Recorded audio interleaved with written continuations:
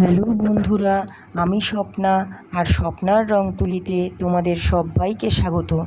আজকে চলে এসেছি একটা সহজ আলপনা নিয়ে।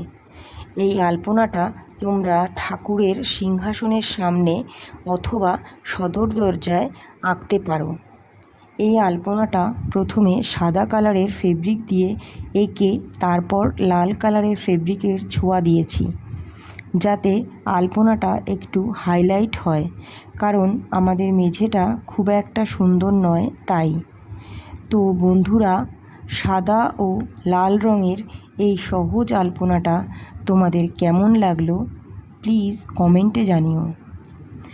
আর এই ভিডিওটা যদি ভালো লাগে তাহলে প্লিজ একটা লাইক ও শেয়ার দিও, যাতে সবাই এই ভিডিওটা দেখতে পায়।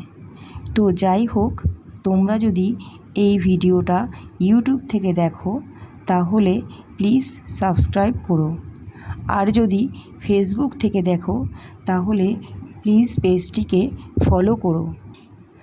আজ তাহলে আসলাম, দেখা হবে আগামী ভিডিওতে।